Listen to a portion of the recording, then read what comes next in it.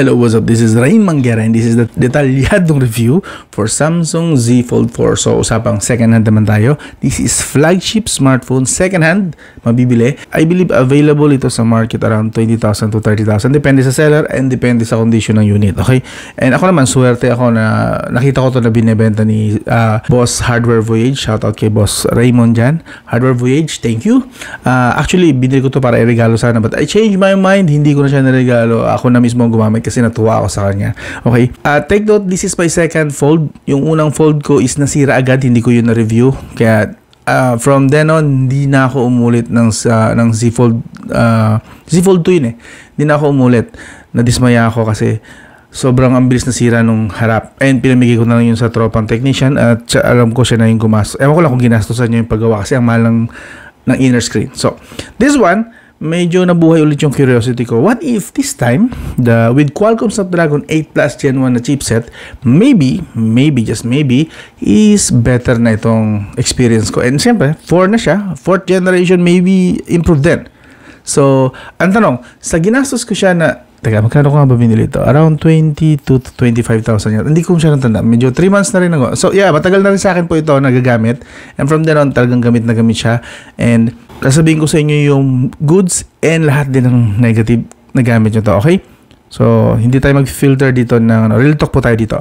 Now, sulit kaya ito sa price na to? Just in case lang mabili nyo to from 20,000 to 30,000. Sulit pa kaya si Z Fold 4? Just so you know, kung hindi pa obvious, ito po ay foldable phone. Yes, very nice. With crease, kita natin. So, ang tanong, sulit pa kaya ito? Okay? Now, ito yung specs. You know, nung binili ko po ito, this was running on Android 14, One UI 6.1. And a few weeks ago, nagkaroon na siya ng upgrade to One UI 7.0. So, Android 15 na po ito currently. Like I said, Qualcomm Snapdragon 8 Plus Gen 1. 4 nanometer po yan, 3.19 GHz ang pinakamalakas niyang clock speed, Adreno 730 GPU. This variant is 12GB, 256GB storage, UFS 3.1 po yan. And the rest ng specs is pwede nyo pong pause itong video para basahin yan kasi mahaba. Ngayon, ako naman, tutuloy ako sa detalyadong review. Handa na ba kayo? Let's start.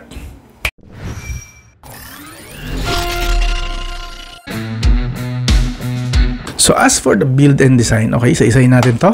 Maganda itong topic na to kasi sa mga bibili nito, unang concern nila is matibay ba yan? Baka madaling masira yan? Well, let me tell you the truth. Real talk. Yung una kong Z Fold 2 na nabili is nasira agad. Supposedly, i-review ko po yun. Nasira po agad. Nagkaroon dito ng crack. Yata napasukan ng buhangin dito. And then, nag-itim. And dahil mahal ang palitang pyesa, and sa tingin din rin naman worth it, pinigay ko sa tropang technician din. And I don't know kung ginastosan niya yung inner screen. Pero nagpa-function pa rin naman yung kanyang cover screen. So, I believe nagamit pa rin niya yun.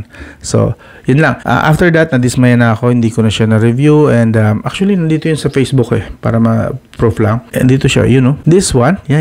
That's the Z Fold 2. Yeah.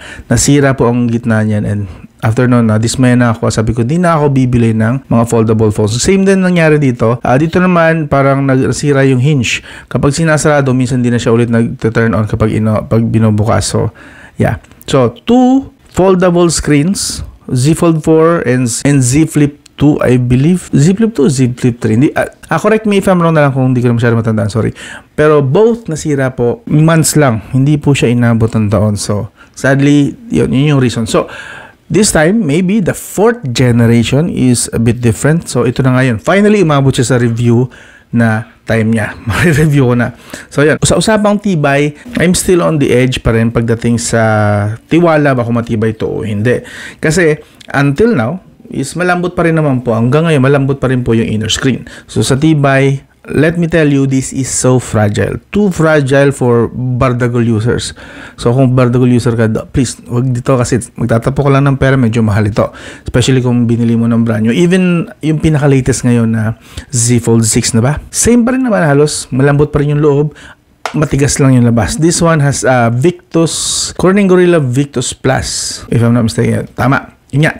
And then, of course, supposedly manipis lang design nito. But, of course, siyempre dahil fold ito, makapal siyang tignan. For context, this is the Samsung S24 Ultra. So, mga, let me see, isa't kalahati niya yata. No, more like 1 3/4 sa kapal. So may kakapalan. But if we open up para tingnan nyo totoong nipis niya, mas manipis po siya siyempre sa isang S24 Ultra. Yung konti lang. Yes, see that? Mas manipis. Yan. Mas manipis talaga si Z Fold kung naka-open siya sa malaking screen. So, mas ma-appreciate mo lang yung nipis niya once na in-open mo na itong screen na to. Sa taas, nandito po ang speaker, tapos meron tayong microphone, and then meron tayong at least 3 microphone.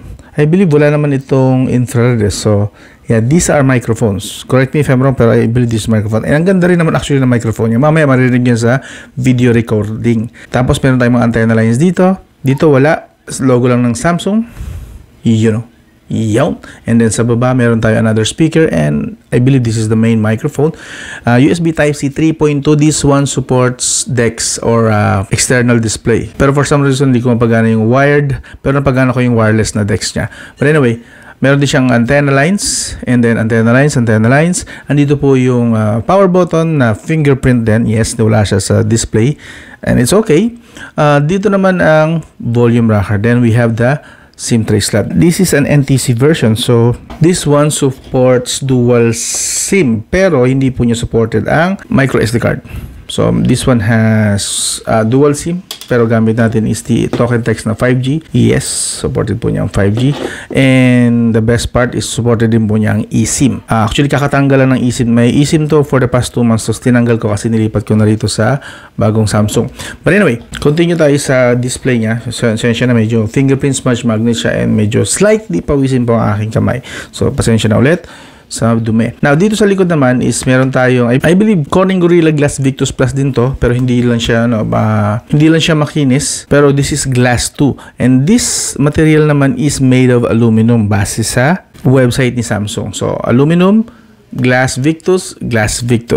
Pero yung loob, hindi po. Plastic AMOLED lang yata ito if I'm not mistaken. I'm not really sure kung made of glass din yung pinakaluga since na-fold naman siya, di ba? And this is rated IPX water resistant lang po. That means tubig lang po, splash, and hindi po siya resistant sa buhangin, alikabok. So medyo maintain nyo rin na laging malinis ito hanggat maaari. At yung mga bulsa nyo, kung lagi nyo ilalagay sa bulsa to, make sure na yung bulsa nyo is walang buhangin. Okay? Kasi otherwise, papasok siya sa mga sulok-sulok na yan. Again, this is just IPX8 water resistant lang po. Okay? And even then, I wouldn't really recommend you na basain ito. Splash sa ulan. Naambunan na to saglit, pero yun lang. Pero not really na lublob or anything na engrande sa pagbasa-basa. Okay? Kung mapapansin nyo, marami tayong camera. 3 camera. Isang camera dito. And another camera doon. So, I believe this has 5 cameras overall. Pero mamaya papakita ko sa inyo yung result ng mga shots niyan.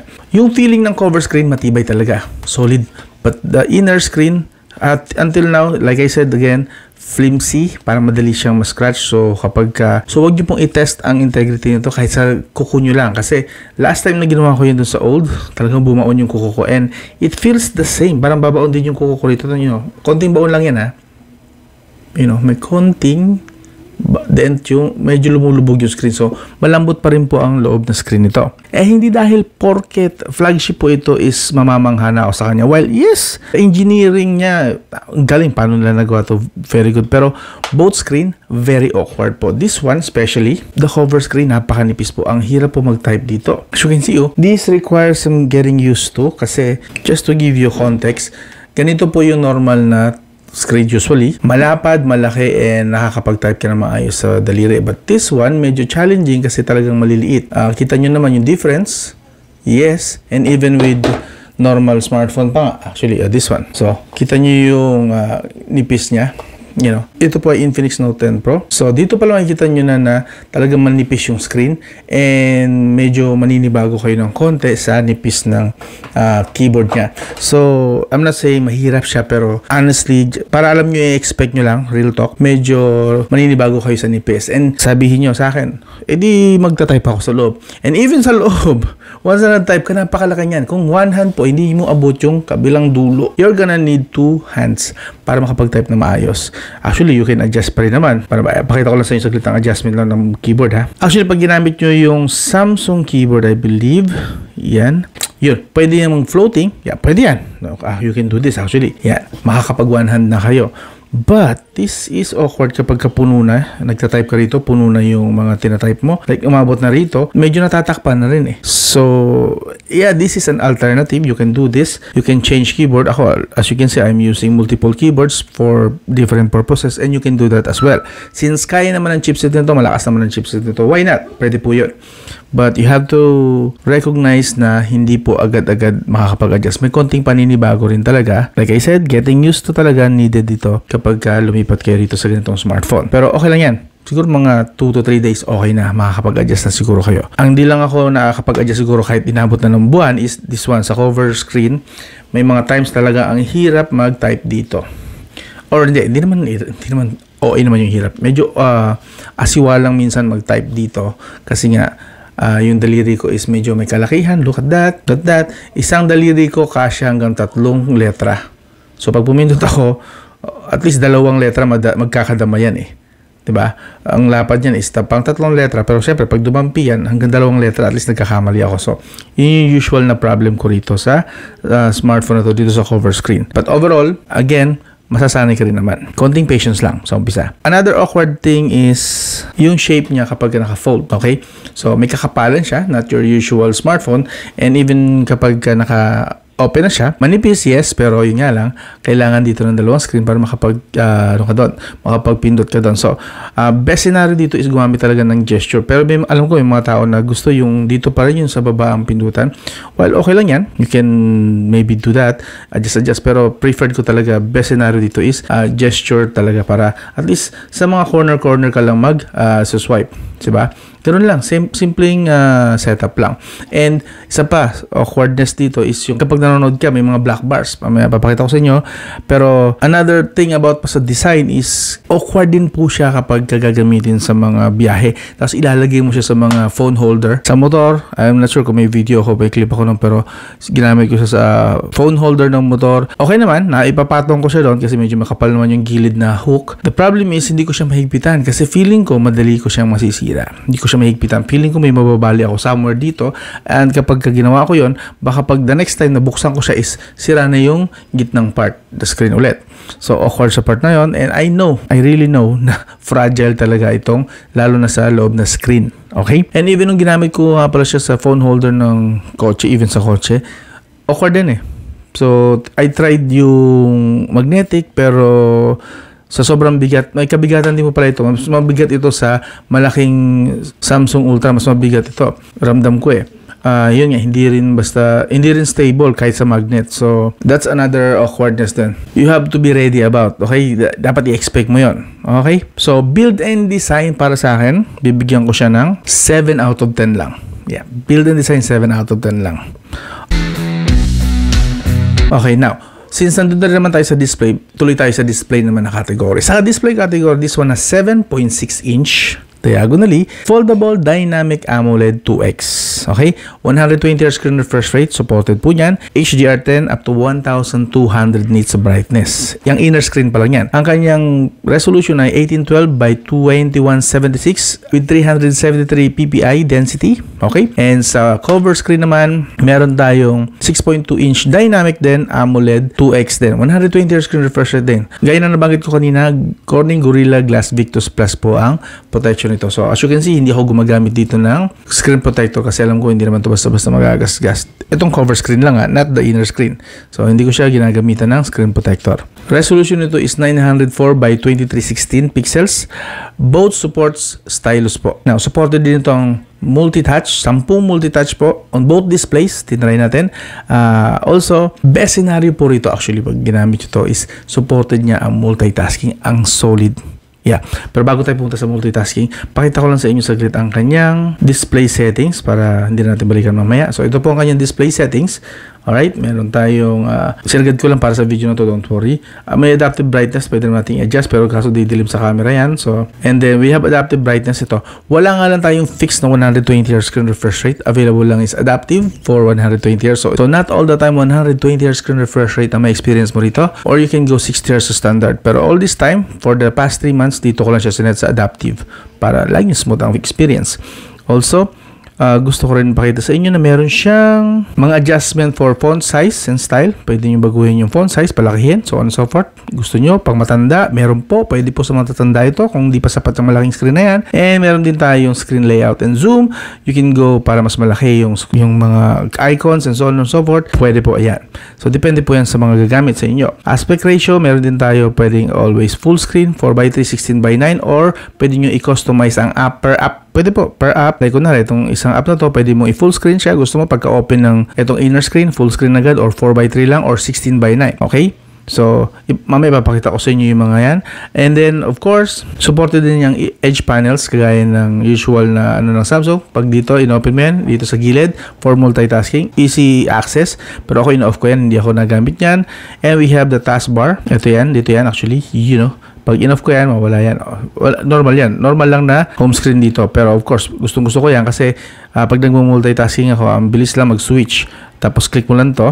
Parang sa Windows, alam mo yung pang laptop. Yeah, this is one of the things I love about the One UI. Meron siyang ganitong feature na parang semi, hindi naman exactly, pero semi Windows PC or laptop ang convenience. So, taskbar, may ganito siya. Nakahanda na rito. Plus, this menu.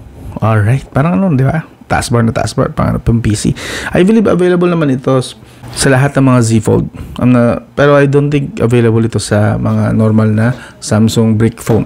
Navigation bar, kung di nyo type yung swipe, meron naman siyang buttons. Of course, meron na yung lahat. And then, wala na. Show charge information na lang. And now, for the multitasking, gusto ko lang pakita sa inyo. Supported dito ang ibang-ibang orientation ng mga apps. Like, may mga apps na supported ang resizing. Yan, makikita nyo dyan. Like Messenger or Facebook. Sometimes, even sa YouTube. Okay? Again, may mga supported, merong hindi. Okay? Hindi lahat ng apps supported ang ganitong Windows support. Pero napakalaking bagay talaga na supported niya. Floating lang, kung gusto mo, may gagawin ka kasi mabilis, pero ayaw mawala siya talaga sa screen. Pwedeng floating lang siya, then click mo anytime nagbubukas siya. Or full screen, you can do that. Ayan. Sa ibang apps, pwede mo rin gamitin to. Pero may mga apps, especially sa mga games, bihira mga games na supported yung ganyan, na makakapag-floating window ka, yung mga split screen. If makahanap ka ng mga games na supported yun, ang solid lang kasi pwede kang manood sa gilid at pwede kang mag-social media and then at the same time sa kabilang gilid is pwede ka rin mag-games. Okay? Again, emphasize ko lang, not all games, not all apps are supported yung ganong multitasking na pwede mong bago-baguhin yung shape and size ng kanilang window mode. Okay? Sa sobrang daming feature nito actually sa laro-laruin yung mga screen at yung mga size na yung ganon. Feeling ko hindi ko pa na-explore lahat for the past 3 months eh. Hindi ko pa na-explore to lahat. I think there are more. Kaso nga lang nag-stick na ako sa mga nakasanayan ko na at alam ko nang gamitin. And doon pa lang, actually, sapat na sa akin yun. Kontento naman na ako. And I can do multitasking, even video editing at times. Nakakapag-video edit po ako rito and solid. And the chipset Qualcomm Snapdragon 8 Plus Gen 1, very reliable po. Pero mamaya papakita ko sa inyo yan, yung performance na yan. But right now, I'm telling you, solid po sa multitasking ang unit na to, especially kapag nandito kayo sa inner screen. Okay? The cover screen, talagang best scenario ng cover screen, this one is for quick reply, social media, ang single window lang ba? Pwede rin mag-split screen kayo dito, but basically, this is for basic use. Call, text, chat, simple browsing, so on and so forth. Pero kung gusto mo talaga magtrabaho or for some reason, gusto mo lang multitasking, inner screen, wow, nice. Kahit pa sinabi ko kanina sa design na awkward ang design, in terms lalo ng ergonomics, pero for its purpose, yung purpose talaga niya for multitasking, very good. Awkward lang talaga ang ergonomics na angle niya or yung part na yon. Okay? Hindi siya ergonomic. Pero very good sa multitasking. And I can honestly say na this is almost, okay, I'm not saying as good talaga, almost as good as having a handheld laptop. Yung maliliit na laptop, parang ganito na rin yun eh. Not quite, but almost there. Medyo kulang lang ng finesse para talagang maging laptop ko na siya. Pero for on-the-go content creation, pwede na to. Kahit nga Z Fold 4 at Qualcomm Snapdragon 8 Plus Gen 1 lang to, okay na to. Lalo na yung mga bago ngayon na talagang malalakas na yung chipset. Diba? Truly, sa multitasking, breeze po lahat dito. And regarding sa crease, okay. Siyempre, usapang crease na yan. Yan yung guhit yan sa gitna. Yes, mapapansin mo talaga yan unang gamit mo. But believe me, 1, 2 days, best 3 days, hindi mo na mapapansin yan. Dead man na yan. Yan, crease na yan. Sa una lang yan. Promise. For the past 3 months, halos bilang na bilang ko lang yata sa kamay ko na napansin ko siya as big deal, as annoying. And hindi ko rin naman siya makonsider na annoying kasi hindi mo naman siya kita kapag direct, ayan, kapag open na siya and maliwanag yung screen, hindi mo na yan pansin. Nakikita lang naman yan pag dark, madilim, black yung scene. Pero for most cases, you won't even notice. It's even barely there. Promise, hindi nyo siya masyadong mapapansin. And finally, screen protector sa mga praning dyan, of course. Hindi nyo po pwedeng lagyan ng screen protector tong loob. I check sa website, hindi rin. And by common sense din, I don't think meron screen protector na pwedeng ilagay dito. And kapag nilagyan mo to ng plastic screen protector, make sure lang na fit sa corner at hindi lalagpas dito sa kanya pinaka bezel. Kasi otherwise, parang magkakaroon ng conflict yata sa integrity ng unit. Especially, ilalagay mo dito ng screen protector. Tandaan mo rin na kapag binend mo yon, possible na ito na tumusok siya dito sa gitna, itong nagbe-bend na part. So, I wouldn't recommend na lagyan ng screen protector to. Sa covers display, pwede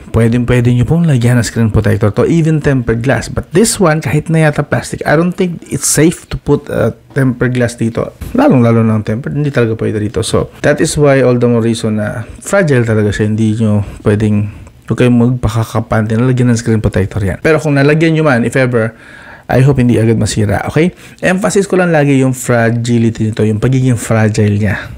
Kasi big deal po yun. Mahal po kasi yung phone, yung unit. Especially kung mabibili nyo yung brand new. Lalo kung yung mga latest, Z Fold 6, brand new na ko.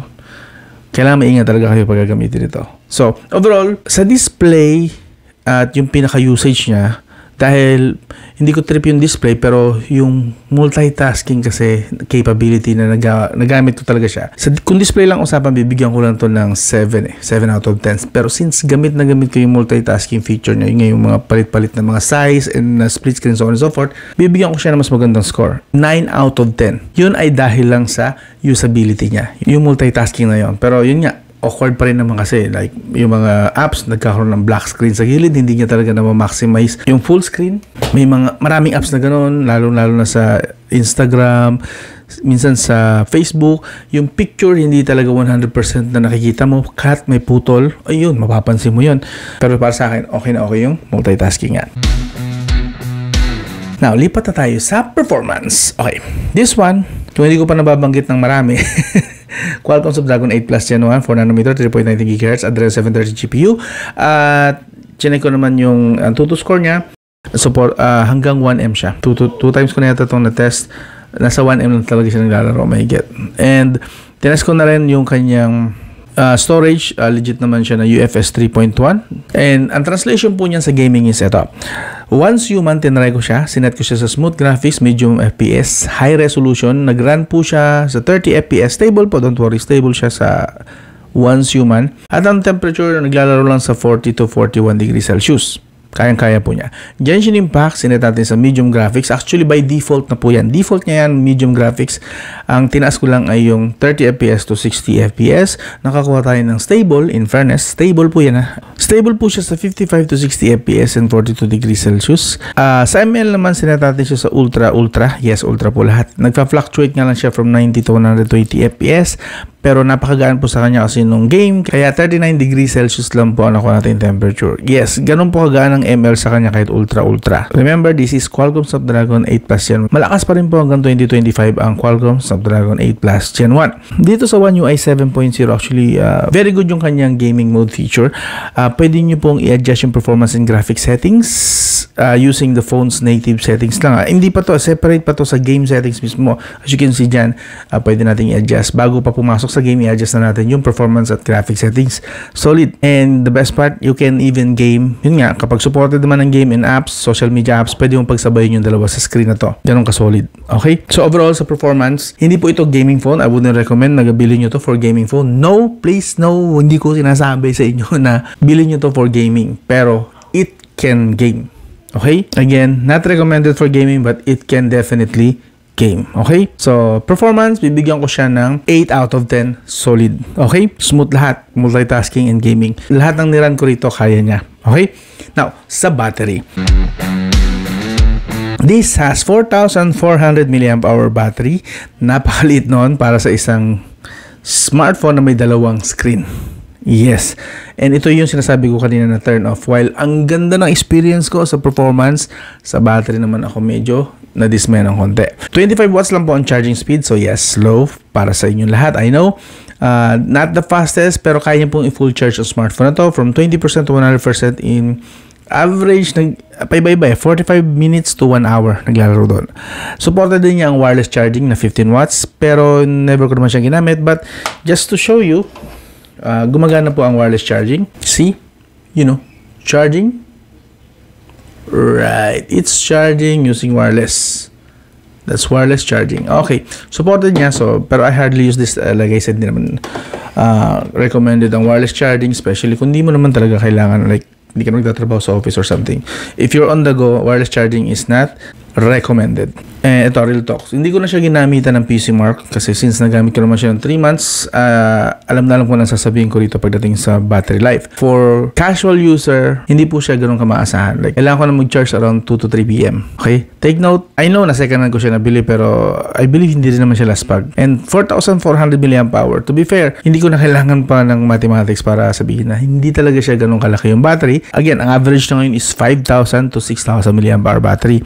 That 4,400 mAh battery at ginamitan mo ng big screen. And kahit nga dito lang ako actually most of the time, honest real talk, at least 80% of the time nasa cover screen ako. And even that, using that, hindi talaga ako maabot maghapon. I have to bring at least isang power bank para makasurvive ako maghapon, lalo pag babiyahe. Now, kapag ginamit ko naman sa isang araw, pag ginamit ko most of the time naman yung inner screen, yung malaking screen na to, bandang alas 12, alauna pa lang kailangan ko na mag-charge. Mabilis talaga siya kumain ng battery kasi siyempre mas malaking screen na yun at mas malakas kumain yung brightness lalo kapag nasa labas ng bahay. So, battery life, not the best experience. Again, around 2 to 3 p.m. I think pwede na. Pero kung light user ka, pwede. Call, chat, tapos bihira ka naman mag-social media. So, pwede maghapon. But again, for casual users, not for maghapon use. Okay? Real talk. Ang pinaka-best ko na dito na inabot, umaga hanggang alas 4 ng hapon, but that's around 20% lang natitira. And syempre, 20% is crucial na para sa akin. So, not the best experience sa battery life. 4,400 mAh is really that insufficient. Okay? So, sa battery, bibigyan ko lang ito ng 6 out of 10 na score. Baba, no? Yeah. Real talk yun. Sa audio naman, ito.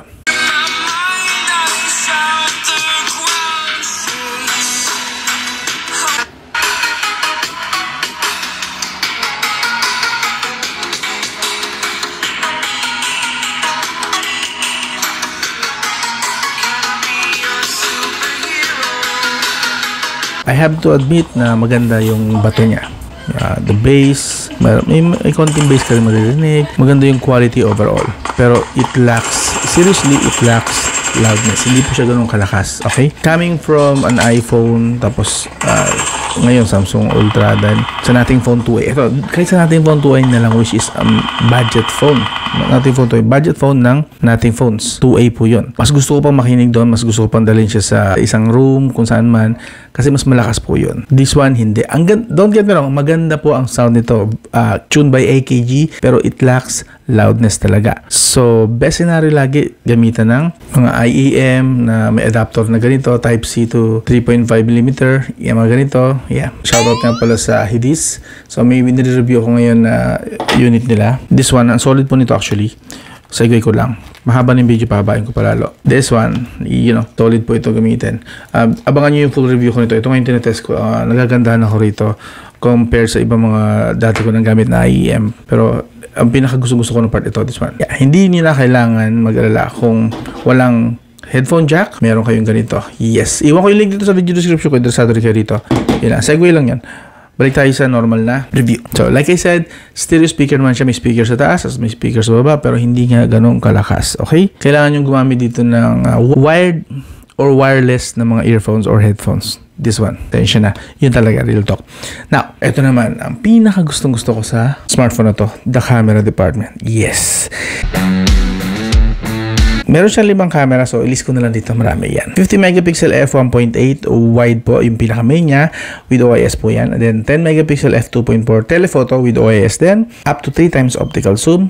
Sa rear po yan na rear camera with LED flash and rear camera. Okay, now, meron din siyang 12 megapixel f2.2 ultra wide 120 degrees ang field of view niya, and supported niya ang 8K at 24 fps video recording. Pero syempre ang ginagamit lang natin dito, totoong practical, is 4K at 60 or 4K at 30 fps video recording. Dito sa under display, meron po siyang camera doon na nakatago. Yan, hindi siya kita actually kapag white as you can see. In a way, that's under display camera. So tinatry na, sumusundot-sundot na kita paano si Samsung sa under display camera technology, but it's bad. Siguro once ko lang siya ginamit and then hindi ko na inulit kasi it's bad. Hindi pa siya talaga kaganda. Malayo pa siguro ang technology para dyan sa front para sa camera na under display, but it works. Pwede sa video call, okay na yun. And then dito sa cover screen na camera, this has 10 megapixel f2.2 wide.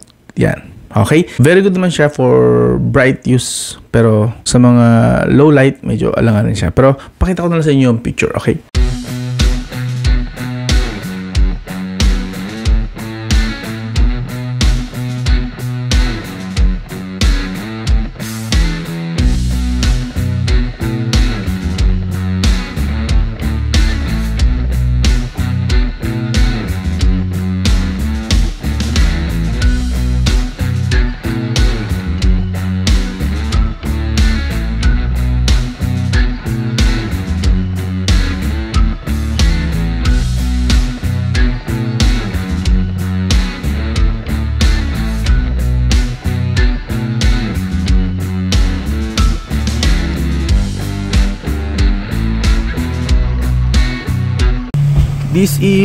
This is the 8K at 24 fps. Ito yung max video niya, and mukha naman may OIS pero hindi siya ganun ka-smooth. Parang may jitter. May jitter ako nakikita. And kamusta naman yung paligid? Panning at saka what do you call this? Yung paggilid ng camera. Hindi ko nakakambay. Nakalimutan ko ito. And may zoom ba sa ganito? Yeah, meron naman. May zoom siya hanggang 6 times. Yep, may zoom naman up to 6 times itong 8K at 24 fps. Again, walking tayo. May OIS, gumagana yung OIS, pero may slight jitter, hindi ganun ka smooth. Alright, kamusta naman yung microphone? So ito naman po ang 4K at 60 fps. I think mas smooth dito ang OIS. Tsaka mas maganda yung mas smooth yung what do you call this, yung pag-ikot ng camera. At least dito sa nakikita ko sa screen. And kamusta yung zoom naman? Ang max zoom naman ito is kaya hanggang 10 times. There, that's the zoom. Ikot tayo. Ito yung penguin. Again, that's 10 times zoom. That's my friend Eric. Alright, so kaya naman niya. And yun nga, like I said, mas maganda ang stabilization dito sa 4K. I think you should use the 4K instead of the 8K, unless meron kayong gimbal or meron kayong tripod para mas steady siya. But yeah, I would recommend 4K. So maganda, smooth po yung kanyang video for 4K 60 fps, lalo na siguro pag nilipat sa 30 fps. But try ko pa rin pakita sa inyo. This is the 4K at 30 fps naman. Yeah, mas smooth nga yung stabilization, pero hindi naman ganun ka-smooth yung panning. Mas okay pa rin sa 60 fps. Mas gusto ko yung 60 fps. Yeah. So that's the whole this. Ang maximum zoom naman ito is kaya hanggang 12 times max. Alright. So that's 4K at 30 fps. Kamusta rin yung microphone?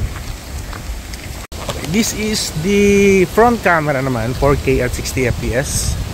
So I think may OIS din siya. Oh, it's not, at least EIS meron. Smooth rin na, kahit naglalakad tayo pwede. So maganda rin mag-vlog pala rito using the front camera kasi may meron tayong 4K at 60 fps. Kamusta naman yung microphone? Okay na to, no? Medyo hindi naman ano ngayon tawag dito, cloudy, so I can't really say kung kita dun sa part na yon. Punta tayo dun sa part na yon. Meron dun kahit paano nakasilip yung blue sky, baka makita man lang kahit paano. There's the blue sky. Hindi na, highly exposed na siya. Dapat blue ito itong part na to. Ayan, unti-unti nakakapag-adjust na siya, I believe. But no, really exposed. Pero yan, kung subject ang pag-uusapan, malino naman siya. Pwede na rin. Kayo na humusga. So ito ang verdict ko dyan, ha. Ito, real talk to again. This is by far my most favorite camera phone. Ito currently ang most favorite ko. Mas maganda to sa iPhone ko, mas maganda to sa nating phone ko, mas maganda to sa Ultra. This one. This is currently my go-to camera phone. Why? While this is not the best option, again, emphasis ko, this is not the best option for real photographers. This is the best option for basic camera users. Yung hindi nyo na kailangan na marami pang kuting-ting. Ito yun. Ito, dito sa camera na to. Ang solid. Great ready to use na siya. It has great ready to use all around features na. That does not require editing or any advanced knowledge sa camera. Ang ganda ng mga captured images niya. Okay yung vibrance. Ganda ng saturation. Ang solid, buhay na buhay dito. Ang sarap gamitin sa mga event, family events. No edit needed. Or hindi ka marunong mag-edit, hindi mo na kailangan dito. Solid na to, ready to upload na anytime. Kahit sa social media. And even kahit hindi sa social media, gusto nyo ipa-develop mo. Maganda na, hindi mo na kailangan ng edit. Ang ganda. Totoo nga rito mga kapatid ko rin eh. This is plain point and shoot and you will be happy about it. Again, not for real photographer talaga na expert. But for basic users, tama, may alam ng konti. Okay na to. Solid na to. Hindi mo na iisipin. Lahat ng kapatid ko mga naka-iPhone pero ito, mas gusto nilang shots dito. Trust me.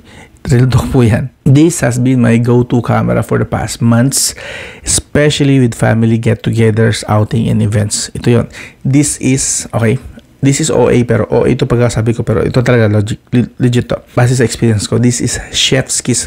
Yan talaga. Chef's kiss po ito for basic camera users. Not for expert, for basic camera users. Mamma mia! Solid na solid ito. Yes. So sa camera, bibigyan ko ito ng 9 out of 10. Okay? This is for everyone na agad. Diretso na. Hindi mo na kailangan ng edit, hindi mo na kailangan mag-advanced user, hindi mo na kailangan i-adjust yung mga camera, blah blah blah. Oh, meron nga rin pala siyang director's view, kung saan pwede yung camera, magpalipat-lipat ka, yan. Pwedeng ganun, kung saan camera ang gamitin mo, pwedeng, nagbablog ka, may ganun siya. Pero hindi ko bira ko gamitin yan. Pero the rest, solid dito gamitin. Maganda.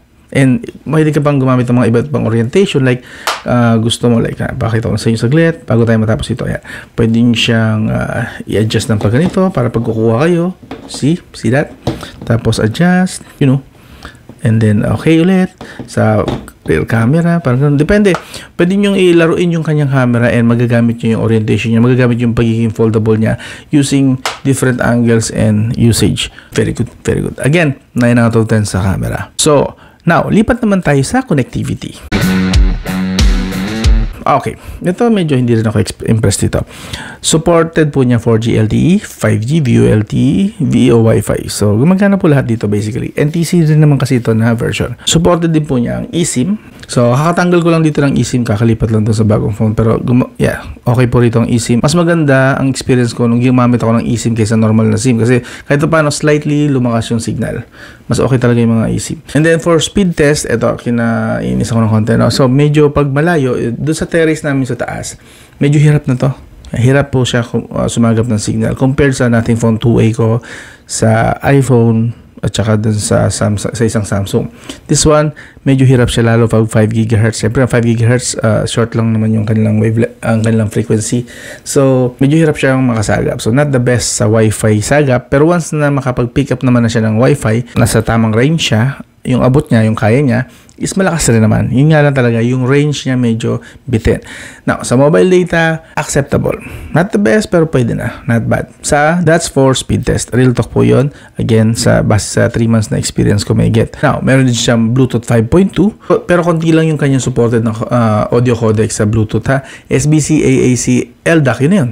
Tapos the rest, aptX lang na basic lang. So, huwag kayo masyado umasa dito ng high fidelity pagdating sa audio quality. LDAC na yung pinaka-the best option nyo dito. Kung supported naman ng earbuds nyo ang LDAC, good for you. May NFC din po ito, pero syempre hindi ko ginagamit and ino-off ko. Kung hindi nyo gagamitin ng NFC nyo, off nyo rin kasi delikado po yun. Baka manakawan kayo. Lalo gumagamit kayo ng NFC for payment. Samsung DeX, supported din niya, which means pwede nyo pong i-connect ito sa external display. Kung gusto nyo gamitin itong CPU, tapos kabitan nyo ng keyboard para magiging computer. Ikabit nyo sa monitor, keyboard and mouse, at ito magiging CPU. Pwede po yun. Both wireless and wired supported po niya. good.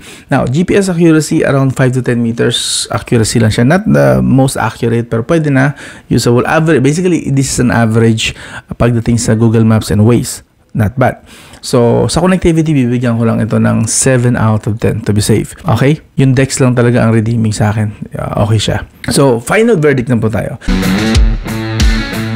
So, sa final verdict, currently, this is mostly available sa second-hand market lang. Parang, may nakita ako nito brand new, and nga lang, ang brand new nito nasa 50 to 60,000. Kung bibili niyo siya ng brand new at nakahanap nga kayo ng brand new sa legit na Samsung store, bibigyan ko siya ng rating. Again, kung brand new bibigyan ko lang siya ng rating na 7 out of 10 sa sulitness, sa pagiging sulit. But, okay, take note. If nakabili kayo nito, kagaya ng nangyari sa akin, nakabili ako ng around 25,000 price tag dito and good condition, no issue. Again, good condition, no issue. Bibigyan ko siya ng 8 out of 10 easily na rating sa verdict. Okay na okay to. Again, 20,000 to 30,000. Nabili nyo to ng 20,000 to 30,000. No issue, good condition, 8 out of 10. Sulit. Okay? Pero kung sa brand new, I don't think bibigyan ko siya ng ganun kata. 7 out of 10 lang. At least brand new. Sure kayo na good quality yun. But, yun nga, ganun kamahal, I don't think worth it. Sa 4,400 mAh, my God, bakit hindi pa inabot ng 5,000 mAh yung battery? But yun nga, yun yung verdict ko dyan. Okay? Kung second hand yung nabili, no issue. 20,000 to 30,000, okay na okay. Solid. I hope may mahanap kayo na ganito, ka-solid pa na unit na walang issue again. Ingat lang kayo kasi marami dyan na hidden issue, especially sa second hand na market. So, always, hanggat maaari, check, double check, triple check kapag nag-meet up na. And yun din, laging meet up. Iwasan nyo makipag-deal ng bayad muna online and then saka pa lang kunwari. Usually dyan nai-scam ang mga tao. Meet up is the best option lagi. And check one to sawa. Huwag kayo nagmamadali, please. Marami nai-scam dahil dyan hindi nakikita yung talagang sakit ng smartphone. Ako, swerte naman ako kasi si Boss Hardware Voyage is madaling kausap. You know? So, shout out again kay Boss Hardware Voyage. Thank you. And this one, bibitawan ko na to actually. Itutuloy ko na ibigay ko siya sa family member. Lipat na muna ako sa nating phone ulit or maybe sa ibang Samsung naman. Let's see. So, yun lang. Kung umabot kayo rito, ang tiyaga nyo. Ang haba ng video. But I hope you still appreciated na detalyado and hanggat maaari na kino-cover ko na yung lahat ng features niya. Kung okay ba, may feature ba na walay, sablay, or lahat ba goods. Sana na-appreciate nyo pa rin yung kahit na boring. Kasi hanggat maaari, alam ko, ang pera nyo ay pinaghihirapan and it deserves na magasto sa tamang gamit, sa tamang unit, at sa tamang smartphone sa case na ito. So, hanggat maaari, i-deliver ko na sa inyo yun. To legit, real talk na experience. Kung hindi nyo man nagustuhan na mahabang video, pasensya na, maybe try sa ibang channel. But here kasi, ganun dito. Mahaba talaga mga video. And yun, sana na-appreciate nyo pa rin. Or sana at least may maka-appreciate. Pero I think sa dami na nang nanonood dito, may mga nakaka-appreciate na rin and gusto na rin nila yung ganitong style. At least, di ba? Hindi man perfect. I'm not saying perfect ang video. Or perfect ang review. No, ang layo. Hindi to perfect. Malayo sa perfect to. But, at least, andito na most details na kailangan nyo at gusto nyo malaman. Okay? Again, this is the Samsung Z Fold 4 second-hand edition, of course. I'm Rain Manguera. And this is the detalyadong review. Kung gusto niyo yung ganitong style ng mga video, please consider nyo mag-subscribe, like, and share. Hanggang doon lang. I'll talk to you again soon.